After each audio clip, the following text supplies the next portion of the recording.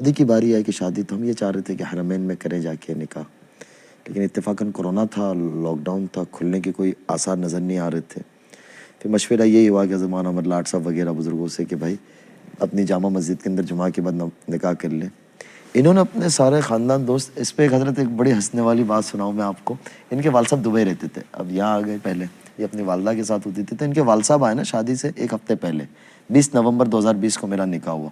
तो मैं बम्बई गया था लेने, एयरपोर्ट से मैंने लेके घर छोड़ा इनके, मैं चला आया, 1.5-2 घंटे में वापस हो गया।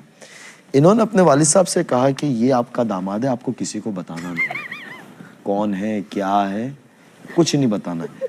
इन्होंने अपने किसी दोस्त को यानी सुगंध भी नहीं आने दी हजरत, खुशबू भी नहीं आने दी। और अब निकाह हो चुका है? नहीं, निकाह नहीं हुआ था, अच्छा, नहीं होने वाला तैयारियां चल रही थी। और इनके रिश्तेदारों को इन्होंने कहा कि बेंगलोर में निकाह है, लड़का बेंगलोर का है। इन्होंने सबका रुख उस तरफ मोड़ दिया।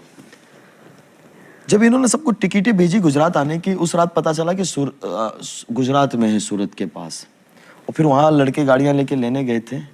तो जुमा के दिन 1-2 दिन पहले आमतन हमारे यहाँ इंडिया वगैरह हमारे बरसगीर में ही होता है कि लड़का बारात लेके जाता है, ये अपने कुछ रिश्तेदार दोस्तों के साथ, इसको मैंने गुजराती बुला लिया था।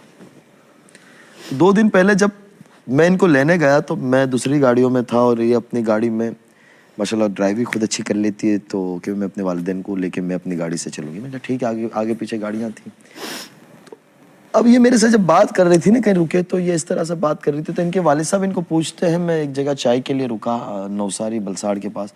इनके वालिद साहब कहते ये लड़का कौन है, बहुत ज़्यादा तुम्हारे से क्लोज हो रहा है। इन्होंने अपने वालिद साहब को ऐसा डरा दिया था कि वालिद साहब इनका मेरा नक्शा भी भूल गए, चेहरा भी। तो ये कहते हैं कि अब्बा यही वही तो लड़का है।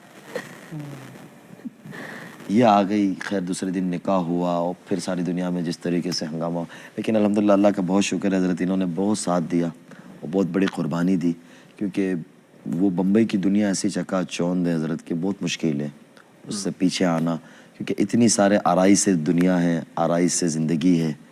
अल्लाह इन्हें जज़ाए खैर दे। अब तो हज़रत कभी कभी ये लगता है कि मैं बॉलीवुड में था, ये मदरसे में थी।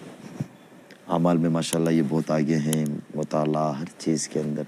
दुआ फरमाइएगा। अब आप आगे, मैंने तो यह दास्तान सुना दी।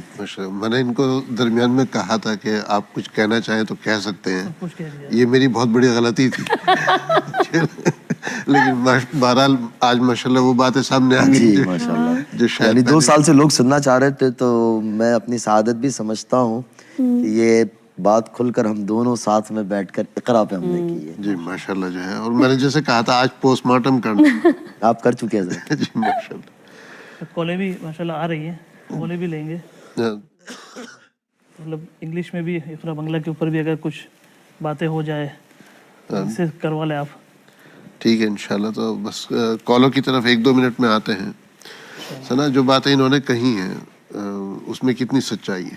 जी पूरी सच्चाई है। अगर ये मुझे कहने कहते तो मुझे नहीं पता ये क्या चाहते हैं, मैं किसमें इसमें कौन सी चीजें एडिट करूं, तो जब ये कह दी तो मुझे पता अच्छा ये कहना है, वरना इसमें बहुत सारी बातें अगर मैं कहती तो एडिट हो जाती। शादी